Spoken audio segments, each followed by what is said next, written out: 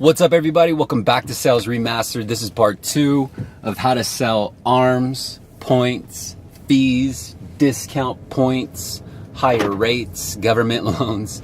Basically how to sell stepping stones. And that's the actual name of this episode, is going to be how to sell a stepping stone. I don't know, I'll probably change it. But anyway, I'm carrying off from the first video. If you haven't checked out the first video, it gives you just a little bit of history on me and my experience in selling ARMs. Again, ARMs it stands for adjustable rate mortgages. I was hit up by 2 of my followers asking me how to sell an ARM, how to transition into opening up the idea of an adjustable rate mortgage. And then I was also hit up by another follower who asked me how to calculate points and how to calculate fees and how to transition in talking about fees. And so what I'm going to do is share with you in a nutshell how I present an adjustable rate mortgage, or how I will present the idea of using a short-term loan like an adjustable rate mortgage loan, and paying points for the bigger picture.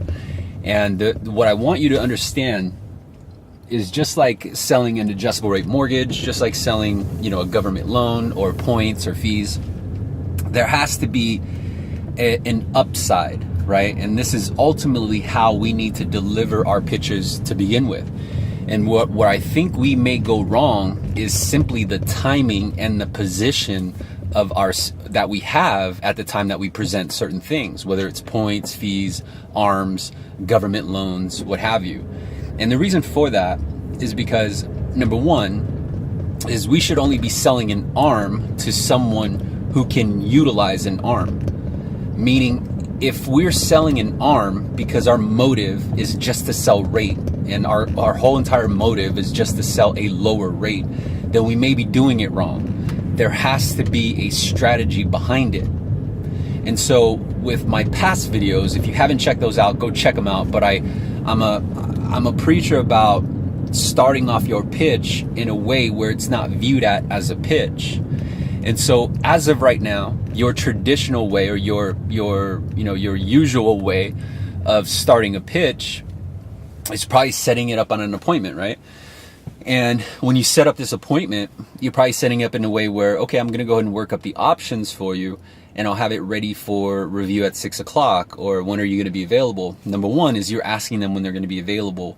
When you know there's a chance that you're going to sell an ARM, or there's a chance of selling something that they didn't necessarily ask for, and that's going to be often because we're just going to get a lot of consumers who simply want the 2.5 30-year fixed, as if the market has never changed.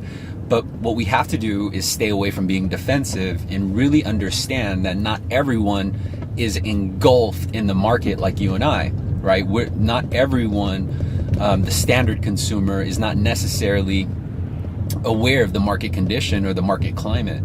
And so this can position us as the facilitator, it can position us as the professional. And why I bring this up is because it's going to become more relevant as we move into 2018 and the years to come, with the expectation of the markets is going to continually increase. And so now we find ourselves in a shift in mindset, and a shift in the market, and a shift in a way that we deliver our value. Regardless of what you're selling, regardless of the term type, ARM fixed or government conventional, regardless if you're selling discount points or not, I think it's fundamental to understand that when you deliver your pitch, you need to do it in a way where they're not guarded as if they're in a pitch. And so let me give you an example. When I set my appointment for the call for the next pitch, regardless of what I'm selling, I do it in a way where I set up the next appointment as simple confirmation that I'm releasing the disclosures. I'm releasing the estimate to them for review. And I rely heavily on e-consents. I rely heavily on the fact that I have to get a consent to deliver electronic disclosures. This is something that you have to do. And so where most loan agents will look at that as kind of just a bothersome task, like, I got to get a consent, you got to look at it as a tool. And so I'll hold off on that consent request until I'm ready to disclose. And so that second appointment, the pitch call, is set up as more or less a confirmation. Like, hey, I'll have the numbers ready. I'm thinking I'll have it ready, and I'm setting the time. I'm not asking them for the time because they don't know my schedule, but I know theirs. And so I'm paying attention to a few things. I'm paying attention to their time zone. I'm paying attention to the distance that they have from home to work. I'm paying attention to when they're out of work usually, or when they're home usually. And so I may assume that they're going to probably be home after 5:30, as most consumers are. And I'll consider other things like who else is involved. Besides a decision maker, there is more than likely a decision influencer or someone else who plays a role in the decision making. And my strategy is to ensure that at the time that I give them a call to confirm that I'm releasing the disclosures and to collect their consent, I'll need the parties at the table. And that's it. I'll just leave it off that. I won't give them a summary. I won't give them an idea of what I'm going to work up. It's all under the premise that I'm working up what they want, right? And so let's say we set up the appointment for confirmation at 6. And I'll be sure that anyone and everyone who has a role to play, whether it's decision maker or decision influencer, is going to be present so that I eliminate one of the common objections, which is let us talk about it, or let me talk to my spouse about it, or let me run this by my spouse first, or let me think it over. And I'll minimize the objections that I have in turning that into a sale by simply making sure the right people are at the table. And so by opening up the second call as a confirmation call, more or less getting a consent, not selling or not pitching, I am setting it up in a way where they're not going to be guarded. And so when I start my pitch call, it sounds like this. It sounds like, hey, Jim, this is Daniel. I'm actually working on the disclosures now. I'm getting ready to send it out to your Gmail account. And I found something. I wanted to get your feedback first. I have an idea. Is Mrs. Jim there? Can you throw me on speakerphone? I want to run this by both of you just to make sure that when I release it, at least it's tailor fit.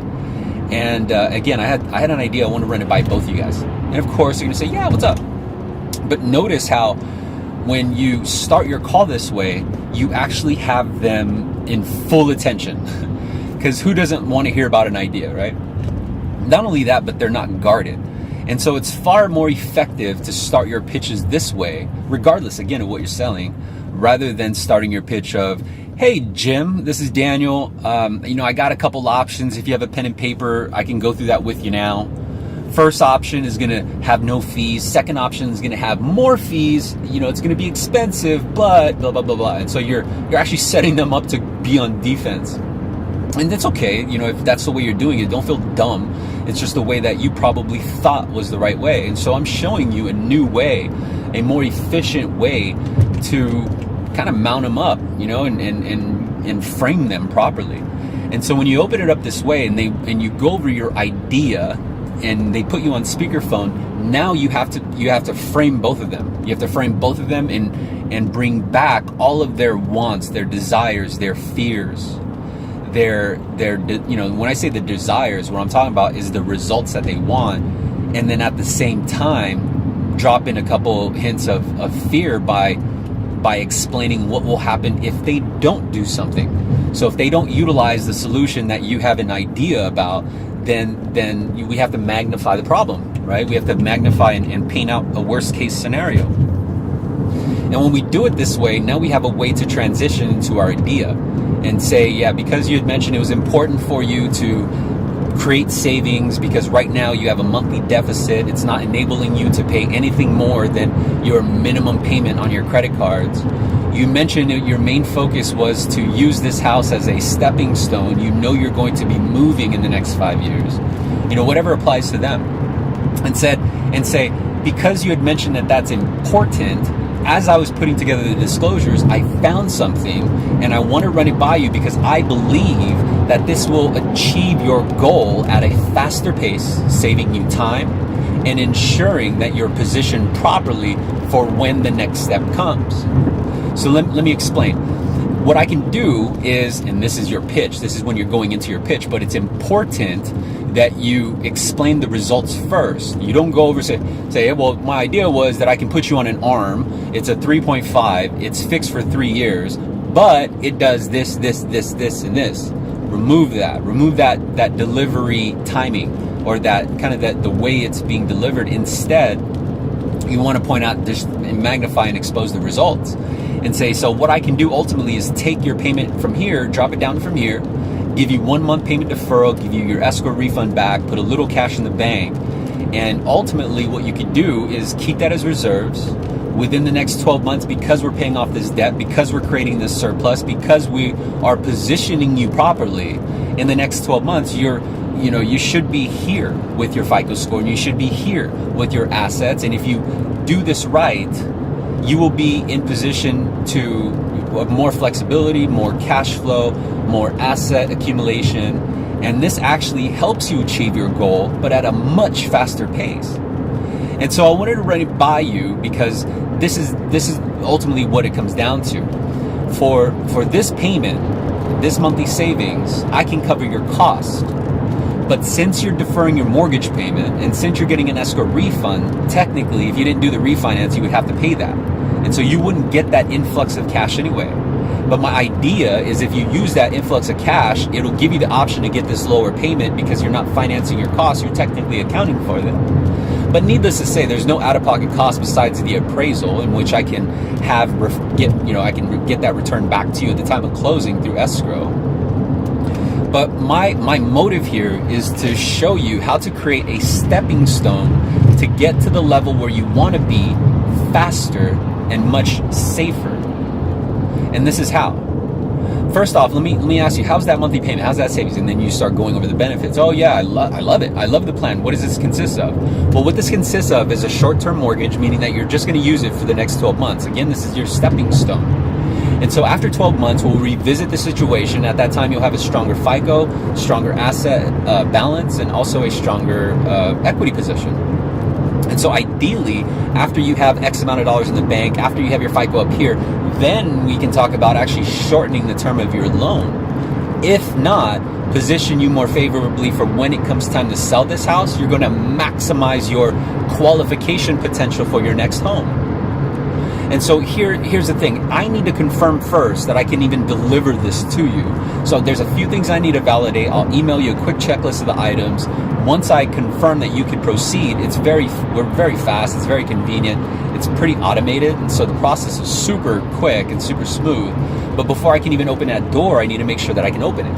And so the keys is that I need these documents. And so you're listing off your steps, right? You're not giving them a full package. You're always reminding them, because you want to make it seem as easy as possible. So you're not going there and saying, write this down. 2 years of tax returns, all pages, all bank statements, all pages. It just seems like a lot, and you're telling them to write things down, and then as they write it down, they're like, fuck, this is a lot of documents. You don't want that sensation, you don't want that feeling right then and there, because you're giving them an out to say, yeah, well, I'm never going to get to this. You're giving them a reason to say no.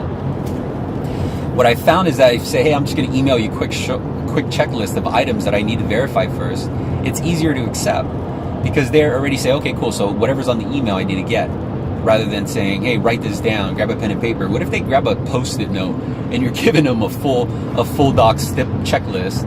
You know what I mean? You're actually making it harder for them to say yes. But when you make it easy and you make it, you explain it in a logical way where they see the result, they see the destination, then what you're doing is you're selling the destination. You're not selling the airplane. You're not selling the vehicle to get there, right?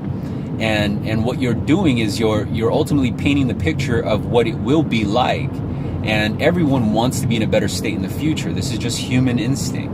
And when they figure that your solution, your idea is what brings them there, then they have no other choice than to say, yeah, it sounds great. How do we do it? This is how it works, right? And then you just simply point them down the line. And when they accept and they almost digest the monthly payment, they experience the savings, they understand that they're just going to be in that term for 12 months, then it's easier to say, hey, you know what, this term, for the first 3 years, it's going to be at this rate, but since you're only going to use it for 12 months, we're going to be out of here anyway. And then on your next loan, you're going to have a stronger FICO, stronger equity position, stronger, asset balance inside of your checking and savings. And then we can go and discuss, what path you want to take, whether it's just to set yourself up for the sale of the home, or it's to set yourself up for paying off the house at a much faster pace, but you're doing it in a way where you don't have any debts, you got 12 months of savings in your bank, you have, a stronger FICO, and that is when you want to position yourself. You don't want to go into a 30-year fix with debt on your record. You want to go into a 30-year fix with minimal impact. You want to be able to leverage your equity as a homeowner and position your budget properly so that you can achieve this goal without experiencing any payment shock, without experiencing the stress of juggling all these other liabilities outside of the main factors that are weighing your FICO down. And so I thought that this would actually help being more impactful. I wanted to run it by you first before I released it. What are your thoughts? And then they're going to give you feedback, and then you can address them as they come. But mind you, you had this window of time where you're able to just completely have them absorb your message, where they're not absorbing it in a different position where they're on the defense, right? They're not absorbing the information as if it were a pitch. They're absorbing the information as if it was an idea. So try that out. I know it works. It works for me all the time. And I'm able to not only sell ARMs, not only sell government loans, but I'm also able to sell discount points. I'm able to sell a higher rate because the goal is to position them at a